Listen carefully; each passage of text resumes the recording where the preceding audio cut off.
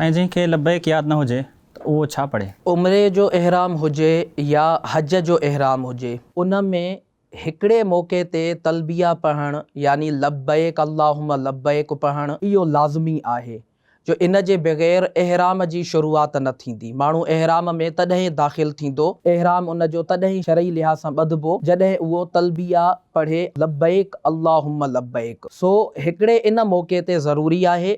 बाक़ी उमिरे वारो हुजे त उहा तलबिया जेसिताईं तवाफ़ शुरू नथो करे उहो तलबिया जो विर्द जारी रखे, या फ़ज़ीलत आहे, इन जो सवाब आहे। पर केरु अगरि उन खे जारी नथो रखे, ये यादि नथी रहेसि, त इन में वधीक को मसलो न आहे। जेको जंहिं हज जो इहराम ॿधो, उहो हज किरान हुजे या हज इफ़राद हुजे या हज तमत्तो में उमिरो करे इहराम खोले छॾियईं वरी हज जो इहराम ॿधईं, त उहो हाजी सगोरो जेसिताईं 10 तारीख़ जी रमी न कंदो, उन खां पहिरियों पहिरियों उहो तलबिया जो विर्द जारी रखंदो। सो ख़ुलासे कलाम ही त तलबिया इन जे लाइ हिकिड़ो मौक़ो आहे जंहिंमें ज़रूरी आहे इहराम जी जॾहिं नियत कबी, उन सां गॾु तलबिया चइबी, तॾहिं वञी करे इहराम स्टार्ट थींदो। बाक़ी उन खां अॻिते जेके मराहिल आहिनि, अॻिते जा जेके मौक़ा आहिनि, उन्हनि में तलबिया घड़ी घड़ी पढ़णु इन जी ज़रूरत न आहे। हाजी जो जेको सभ खां बहितरीन वज़ीफ़ो आहे उहो तलबिया पढ़णु आहे, इन लाइ इन जो विर्द रखणु घुरिजे। तलबिया जा लफ़्ज़ इहे आहिनि: लब्बैक अल्लाहुम्मा लब्बैक, लब्बैक ला शरीक लक लब्बैक,